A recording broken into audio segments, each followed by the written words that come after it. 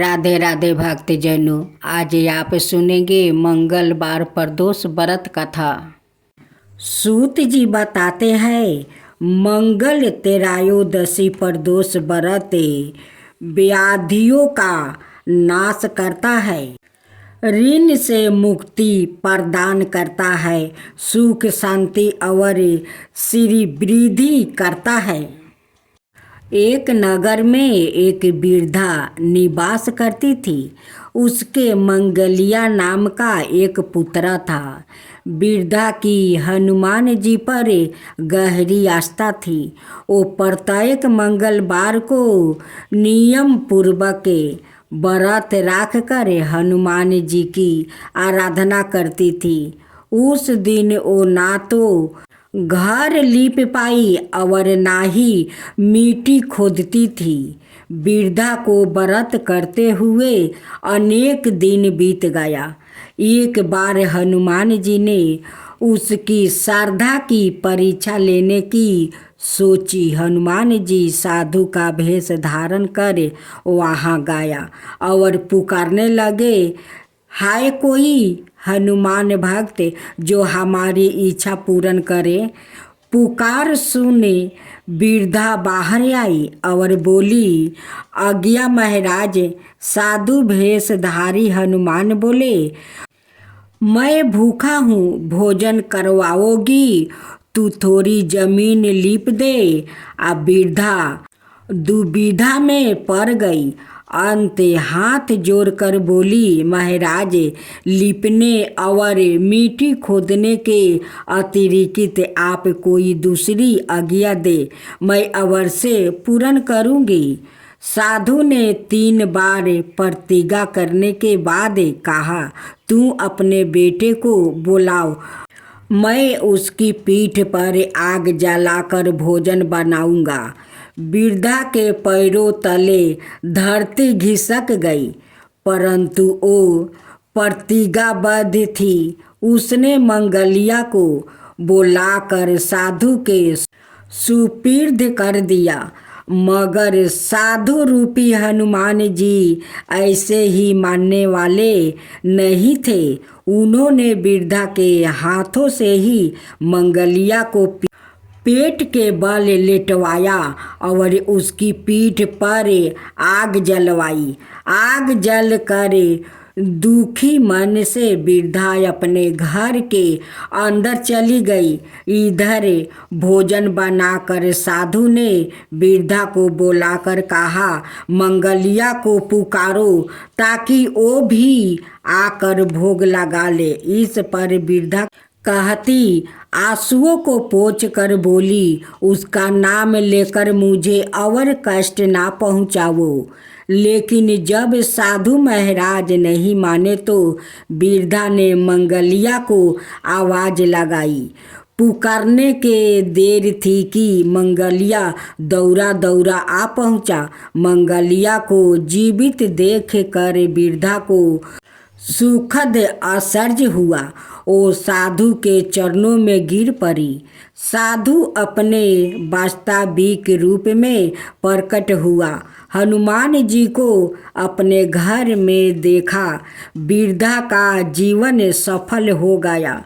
सूत जी बोले, मंगल प्रदोष व्रत से शंकर हनुमान भी रुद्रा है और पार्वती जी इसी तरह भक्तों को साक्षात दर्शन दे संतोष करती है। अब आप सुनेंगे मंगलवार व्रत कथा। भीम को यह अभिमान हो गया था कि संसार में मुझसे अधिक बलवान कोई और नहीं है। 100 हाथियों का बल है, उसमें उसे कोई पराजित नहीं कर सकता। और भगवान अपने सेवक में किसी भी प्रकार का अभिमान रहने नहीं देते हैं। इसलिए श्री कृष्ण ने भीम के कल्याण के लिए एक लीला रच दिया। द्रौपदी ने भीम से कहा, आप श्रेष्ठ गादाधारी है, बलवान है। आप गादा मदन पर्वत से दिव्या बिरीच के दिव्या पुष्पा लाकर दीजिए, मैंने अपनी बेनी में सजाने हैं। आप समर्थ है, ला सकते हैं, ला कर देंगे ना। दिव्या कमल पुष्पा भीम द्रुपति के अगरहा को टाल नहीं सके। गादा उठाया और गंध मदन पर्वत की ओर चल पड़े। बदमाश हाथी की तरह किसी तनाव से मुक्त निडर भीम कभी गादा को एक कंधे पर रखते, कभी दूसरे पर रखते हैं। बेफिक्र से गंध मदन पर्वत की ओर जा रहे थे। सोच रहे थे अब पहुंचा कि तब पहुंचा। दिव्या पुष्पा लाकर द्रुपति को दूंगा, वो प्रसन्न हो जाएगी। लेकिन अचानक उनके बढ़ते कदम रुक गया। देखा एक वृद्धा लाचार और कमजोर बानर मार्ग में एक बड़े पत्थर पर बैठा है। उसने अपनी पोंछ आगे के उस पत्थर तक बिछा रखा है जिससे रास्ता रुक गया है। पूछ हटाया बिना आगे नहीं बढ़ा जा सकता है, अर्थात उस बानर से अपनी पोंछ से मार्ग रोक रखा है। और कोई भी बलवान व्यक्ति किसी को लांघ कर मार्ग नहीं बनाता, बल्कि मार्ग की बाधा को हटा कर आगे बढ़ता है। बलवान व्यक्ति बाधा सहन नहीं कर सका, यह तो बाधा सवाए हटाता है, यह उस बाधा को ही मिटा देता हूँ। इसलिए भीम भी रुक गया। जब मध्य अहंकार और शक्ति बढ़ जाती है तो आदमी अपने आप को आकाश को छूता हुआ समझता है। वो किसी को खातिर में नहीं लाता है और आध्यात्मिक निरकुश व्यक्ति के विनाश का कारण बनती है। लेकिन श्री कृष्ण तो भीम का कल्याण करना चाहते थे, भीम का विनाश नहीं, सुधार चाहते थे। भीम ने कहा, ए बानर, अपने पोंछ को हटाओ, मैंने आगे बढ़ना है। बानर ने देखा एक बलिष्ठ व्यक्ति गादा उठाया, राजेशी वस्तु पहने, मटुक धारण किए, बड़े रोब के साथ उसे पोंछ हटाने को कह रहा है। हैरान हुआ, पहचान भी गया, लेकिन चूंकि वो श्री कृष्णा की लीला थी इसलिए चुप हो गया। भीम के सवाल का जवाब नहीं दिया। भीम ने फिर कहा, बानर, मैंने कहा ना कि पोंछ हटाओ, मैंने आगे जाना है। तुम वृद्ध हो इसलिए कुछ नहीं कह रहा हूँ। बानर गंभीर हो गया, मन ही मन हंस दिया, कहा, तुम देख रहे हो मैं वृद्धा हूँ, कमजोर हूँ, उठ नहीं सकता हूँ, मुझसे इतनी ताकत नहीं कि मैं सवाए ही अपनी पोंछ हटा लूँ। तुम ही कष्ट करो, मेरी पोंछ थोड़ी उधर सरका दो और आगे निकल जाओ। भीम ने तेवर कैसे गादा कंधे से हटाया, नीचे रखी। इस बानर ने मेरे बल को ललकारा है, आखिर है तो एक पोंछ ही, वो भी वृद्धा बानर की। वो कहा, यह मामूली सी पोंछ हटाना भी कोई मुश्किल है। यह तुमने क्या कह दिया? मैंने बहुत बलवानों को परास्त किया है, धूल चटाया है, 100 हाथियों का बल है मुझ में। इतना कह कर भीम ने अपने बाएं हाथ से पोंछ को यह पकड़ा जैसे एक तिनके को पकड़ रहा है कि उठाया हवा में उड़ा दिया। लेकिन भीम से वो पोंछ हिल भी नहीं सकी। हैरान हुआ, फिर उसने दाएं हाथ से पोंछ को हटाना चाहा, लेकिन दाएं हाथ से भी पोंछ तिल मात्रा नहीं हिली। भीम ने बानर की तरफ देखा। बानर मुस्कुरा रहा था। भीम को गुस्सा आ गया। भीम ने दोनों हाथों से भरपूर जोर लगाया। एक पाँव को पत्थर पर रख कर आसारा लेकर फिर जोर लगाया। 2-3 बार, लेकिन हर बार भीम हताश हुआ। जिसे पोंछ को भीम ने मामूली और कमजोर बानर की पोंछ समझा था, उसने उसके पसीने छुड़वा दिया था और भीम थक कर निढाल होकर एक तरफ खड़ा हो गया।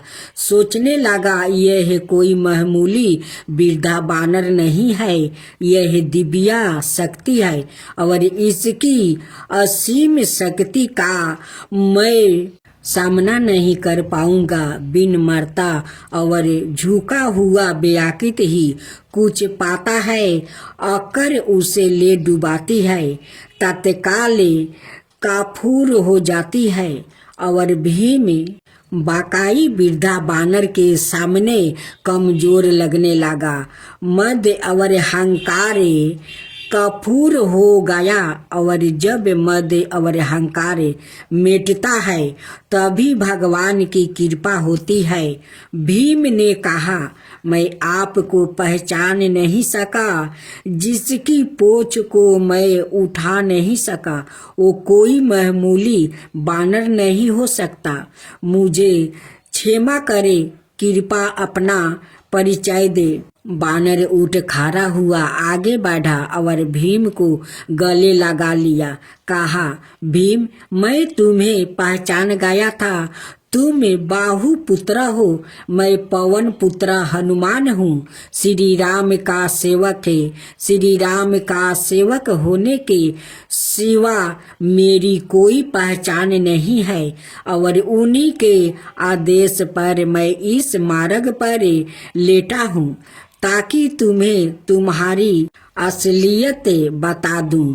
रिश्ते में मैं तुम्हारा बड़ा भाई हूँ और इसलिए बड़े भाई का कर्तव्य निभाते हुए प्रभु के आशीर्वाद से तुम्हें याद दिला रहा हूँ। शक्ति का ताकत का अभिमान ना करो, क्योंकि यह ताकत और बल तुम्हारा नहीं, भगवान ने ही इसे दिया है।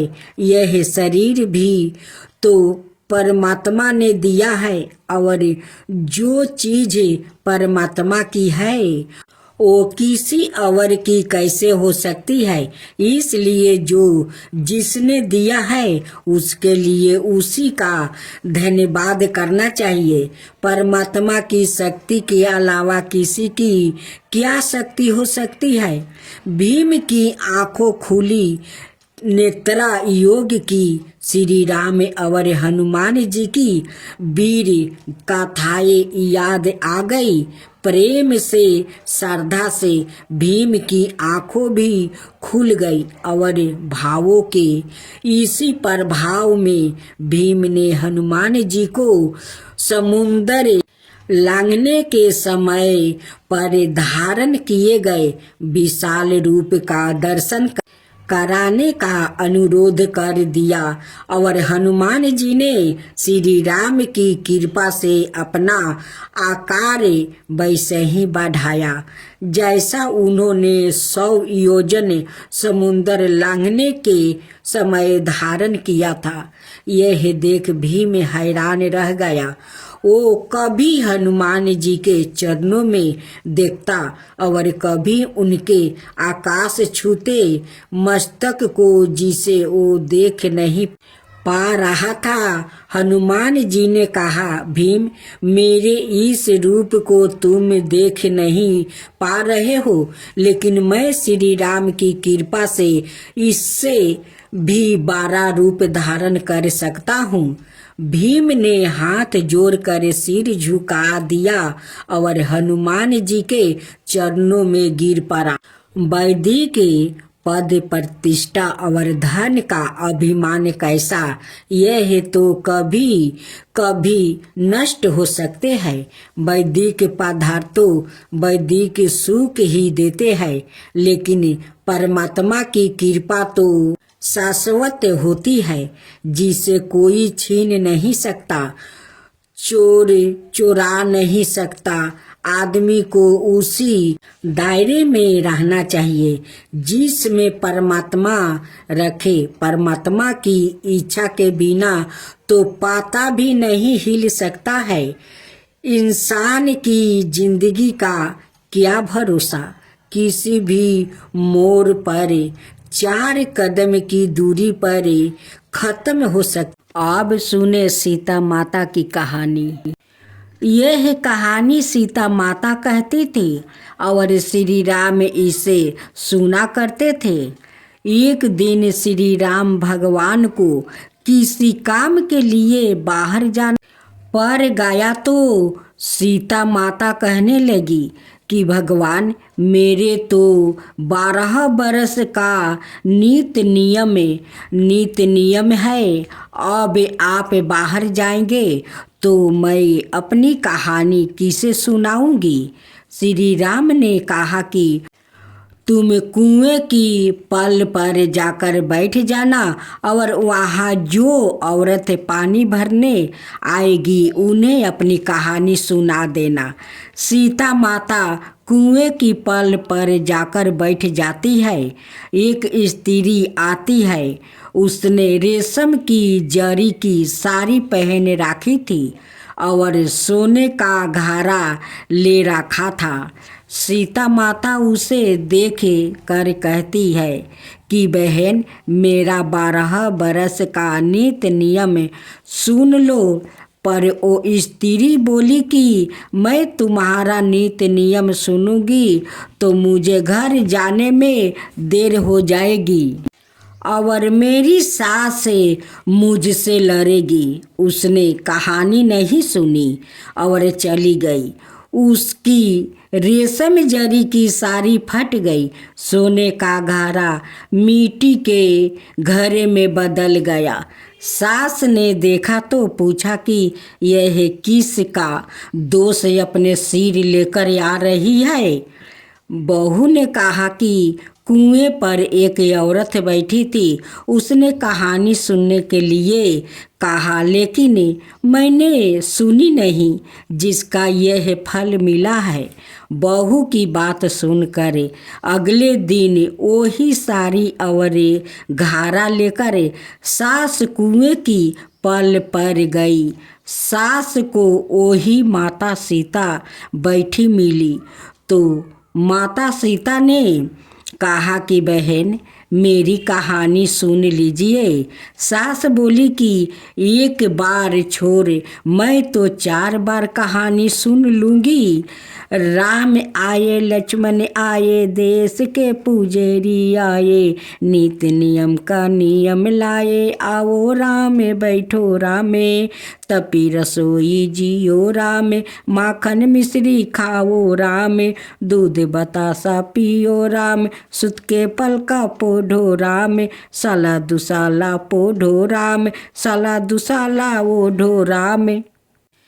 जब बोलो जब राम ही राम, राम संवारे सबको काम, खाली घर भंडार भरेंगे, सबका बेड़ा पार करेंगे, श्री राम जय जय राम। कहानी सुनकर बहू बोली कि कहानी तो बहुत अच्छी है। सास ने कहा कि ठीक है, इस कहानी को रोज कहा करेंगे। अब सास बहू रोज सवेरे उठती है, नहाती धोआती है और पूजा करने के बाद नित्य नियम की सीता की कहानी कहती है। एक दिन उनके यहाँ एक पड़ोस की औरत आई और बोली कि बहन, जरा सी आँच देना। तो वो बोली कि आँच तो अभी हमने जलाई ही नहीं। पड़ोसन ने कहा कि तुम सुबह 4 बजे से उठकर क्या कर रही हो? फिर उन्होंने कहा कि सुबह उठकर हम पूजा करते हैं, फिर सीता माता की नित्य नियम की कहानी कहते हैं। पड़ोसन ने उनकी बात सुनकर फिर कहा कि सीता माता की कहानी कहने से तुम्हें क्या मिला है? वो बोली कि इनकी कहानी कहने से घर में भंडार भर जाता है, सारे काम सिद्ध होते हैं, मन की इच्छा भी पूरी होती है। पड़ोसिन कहती है कि बहन, ऐसी कहानी तो मुझे भी सुना दो। फिर वो बोली कि ठीक है, तुम भी यह कहानी सुन लो। राम आए लक्ष्मण आए, देश के पुजेरी आए, नित्य नियम का नियम लाए, आओ राम बैठो राम। सारी कहानी सुनने के बाद पड़ोसिन कहने लगी, बहन कहानी तो मुझे बहुत अच्छी लगी है। अब वो पड़ोसिन भी नित्य नियम सीता माता की कहानी कहने लगी। कहानी कहने से सीता माता ने पड़ोसिन के भी भंडार भर दिया। अब तो पूरे मोहल्लों में नित्य नियम की गाथा चल पड़ी, हर किसी की मनोकामना पूरी होने लगी।